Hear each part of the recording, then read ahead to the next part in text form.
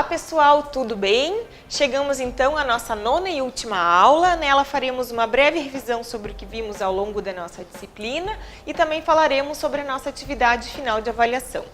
Bom, mas antes disso eu gostaria muito de agradecer a caminhada em conjunto que tivemos ao longo deste módulo e parabenizá-los pela dedicação e crescimento ao longo da disciplina. As discussões e o contato que temos, principalmente através lá dos fóruns de discussões, com certeza são peça-chave nesse processo de ensino-aprendizagem à distância. Então, eu desejo que essa dedicação e o empenho de vocês continue, não só para a finalização deste módulo, que agora chega ao fim, mas para toda a continuidade e a finalização do curso. Já passamos da metade, né? Bom, nossa disciplina buscou proporcionar um novo olhar acerca do espaço físico escolar, desenvolvendo o conhecimento, a percepção e as noções básicas sobre as práticas do espaço educativo, especialmente com relação à arquitetura da edificação. Então vamos retomar o que vimos até aqui na nossa disciplina de teorias do espaço educativo. Nós começamos falando a respeito dos conceitos de espaço escolar e espaço educativo, lembram? Abordando as formas de percepção dos espaços através dos sentidos.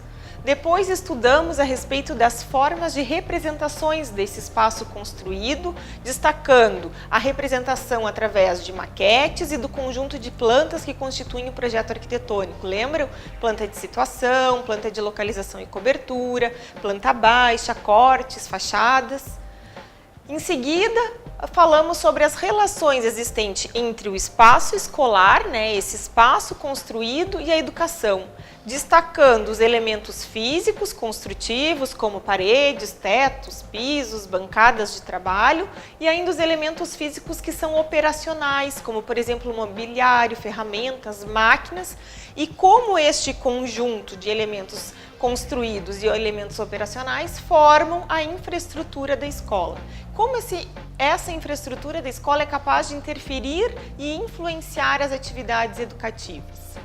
Nesse sentido, destacamos alguns pensadores e pedagogos renomados, como Basil Bernstein, Maria Montessori, Paulo Freire, Rudolf Steiner. Enfatizamos que todo o processo de planejamento e projeto do edifício escolar deve estar diretamente ligado às opções educacionais ou às práticas pedagógicas da escola. E como exemplo, lembram que apresentamos a Escola da Ponte, que traz uma arquitetura voltada especialmente à proposta pedagógica, que é diferente do sistema tradicional predominante em nossas escolas. Bom, depois disso, lá pela quinta e sexta semana, a gente fez um passeio na história da arquitetura escolar, iniciando desde a Idade Média, no período renascentista, passamos pelo estilo gótico, o barroco, entrando então na história do Brasil com a vinda dos jesuítas e a construção dos seus colégios, lembram? Depois seguimos pela arquitetura moderna, destacando seus traços marcantes, seus princípios de forma e função. E chegamos então na arquitetura contemporânea, onde aparece uma maior preocupação com a sustentabilidade dos edifícios, e então destacamos algumas vertentes, como high-tech, sustentável e futurista. Bom, após esse panorama sobre os estilos arquitetônicos, nos voltamos então aos aspectos de manutenção e conservação do espaço físico escolar. Num primeiro momento, nos detivemos a identificar os principais agentes causadores de danos, os agentes naturais, como as condições climáticas, e também os agentes resultantes do uso dos espaços, como mau uso, depredação, falta de manutenção e conservação.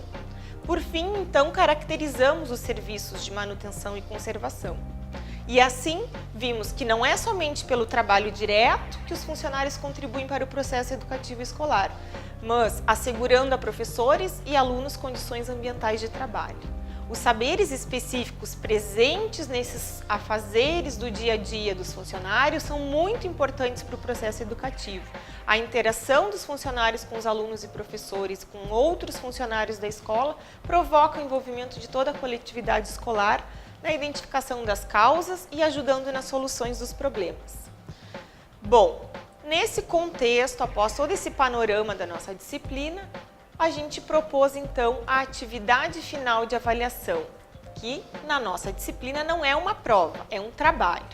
Então a gente buscou, através de uma atividade prática, voltada para a realidade vivenciada por cada um de vocês, a gente buscou aplicar os conteúdos vistos aqui na nossa disciplina.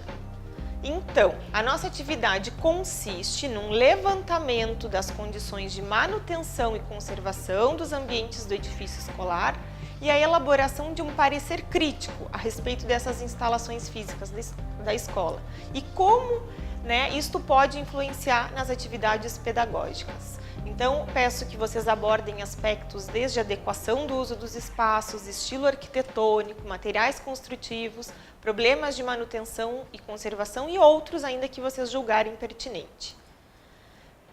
Para o levantamento das condições de conservação e manutenção, vocês devem utilizar um quadro fornecido lá no ambiente da atividade de avaliação, onde vocês devem listar todos os espaços diferentes da escola.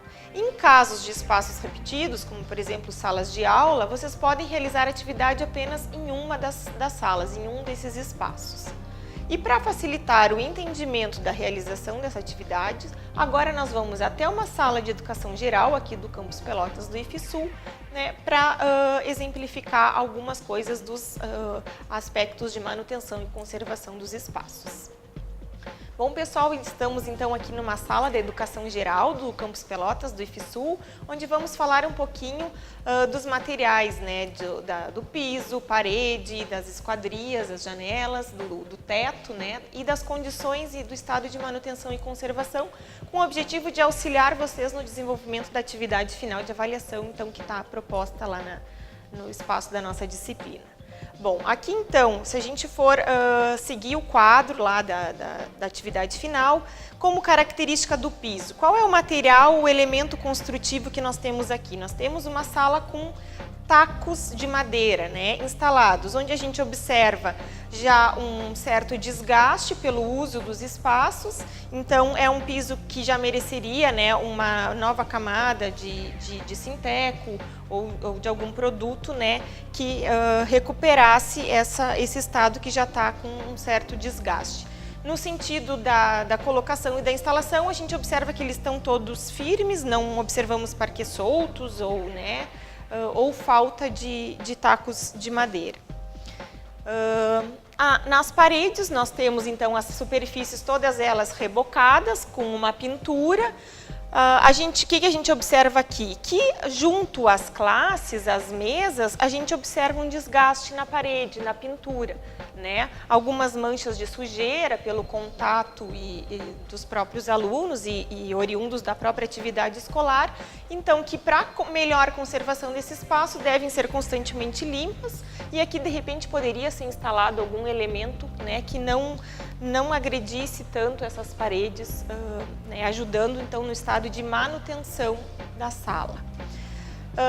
Com relação ao teto, ou também pode ser chamado de forro, nós temos aqui diretamente a laje.